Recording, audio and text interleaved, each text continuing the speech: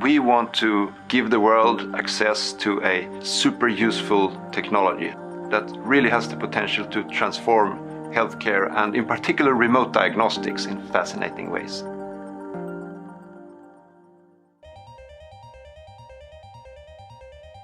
Disruptive Subdermals is a company specialized in implantable microelectronics. We are particularly focused on tiny injectable chip implants that don't have a battery. The way they work is that you inject them under the skin, and then when you want to do a reading with using the sensors of the implant, you just swipe on the outside of your skin with your smartphone. That activates the implant, it does a reading, and then the data is transferred to the phone. In this way, we want to enable people to read their vital body parameters at any time and in any setting, really. The purpose of this study is to compare temperature measurements via this new subdermally implanted device compared to traditional temperature measurement techniques. In a subdermal implant, you have a much more consistent environment, the sensor is in place and it's inside the body.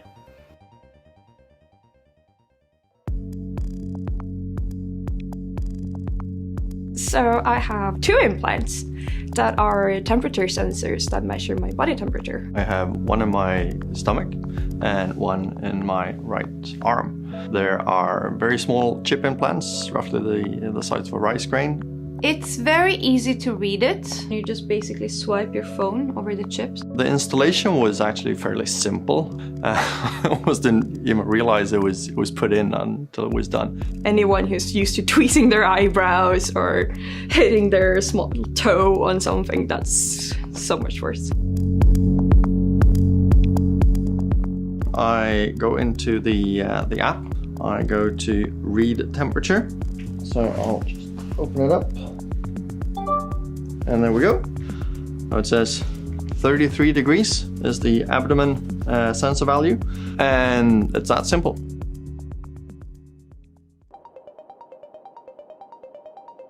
This should be the way to find problems in your body and help you live longer and healthier. I wanted to be part of the study to make sure that we are moving towards a more technical and advanced society. Potential clinical applications for this type of device is home monitoring, for instance. In an outpatient clinic situation, you could use implants to have a much better surveillance of the patient. Our technology is both cheap and robust, as has a very long lifetime. We think it can be valuable for millions and millions of people. We have set the ambitious goal that we'd like to see 1 billion people implanted by the year 2030.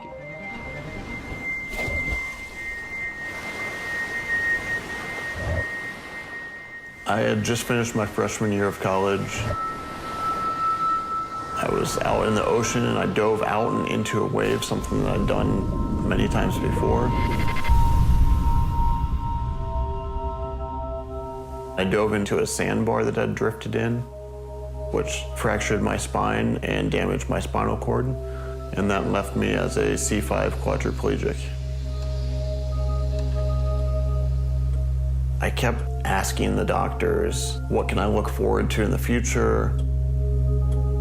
One of my doctors said, hey, we want to try this muscle stimulation device. It really sounds like it's something out of a science fiction novel, reconnecting my mind to my body.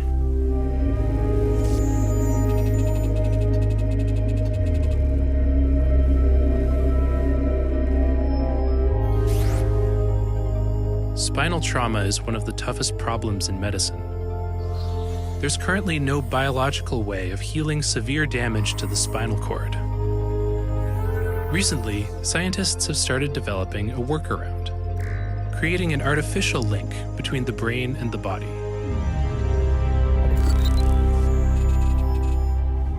My name is Gaurav Sharma. I'm the lead investigator on the NeuroLife program at Battelle. So NeuroLife is an electronic neural bypass technology that can link the brain directly to the limb it controls. We are developing this technology for people with paralysis due to spinal cord injury so that they can regain control of their own hand. Ian Burkhardt is our first patient in this study.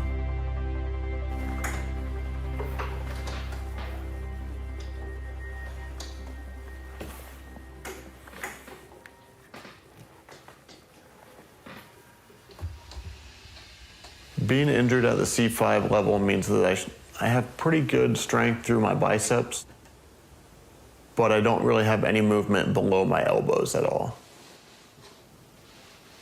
I rely on other people to help me every single day. They help me get dressed, get transferred into my wheelchair, brush my hair, and then at the end of the day I also need help doing everything in reverse to get ready for bed. Independence is my #1 goal, and regaining any use of my hands will really improve my independence, so it was something I was all for.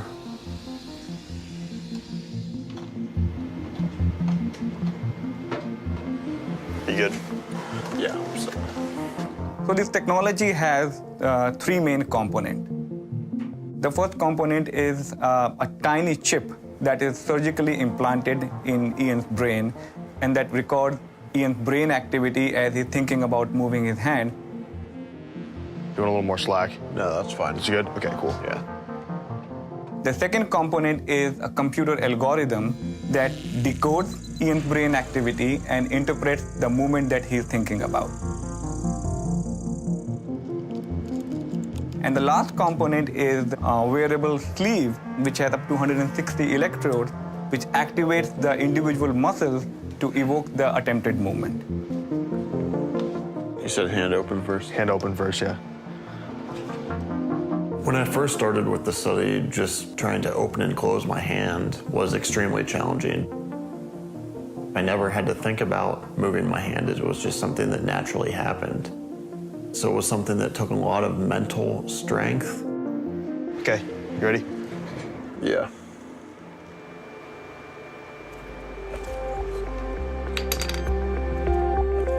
But today, with practice, I'm able to pick up an object and manipulate that around in space. I'm able to move individual fingers.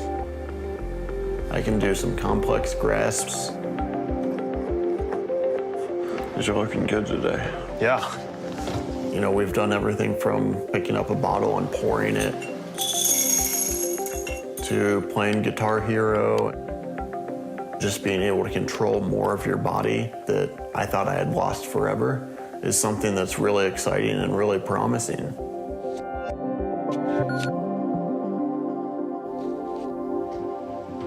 All right, so I think we're going to need to move some of these things out of the way.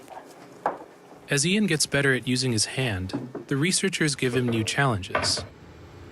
This is his first time trying this homemade battleship game, and the results are a mixed bag.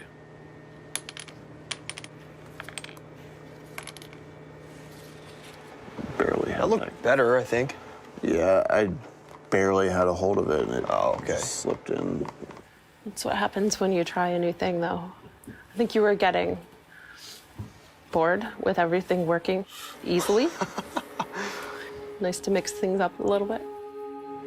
It's probably going to be a while before a system like NeuroLife restores anything like full functionality. But it's a first step towards a future where a broken connection between mind and body doesn't have to be permanent. For now, Batel plans to keep refining the system with Ian and other patients, in the hope of turning NeuroLife into a commercial product within a few years. The ultimate goal of this project is someone can actually take it home with them and use it for their activities of daily living. We are working very hard on the hardware side to make it portable and wearable so that Ian can in the morning wake up, put the sleeve on, and he should be good to go. If I can help move science so that in the future someone with an injury like mine, they'll be back going on with their lives in a short time, that's something that, I'll work as hard as I can for.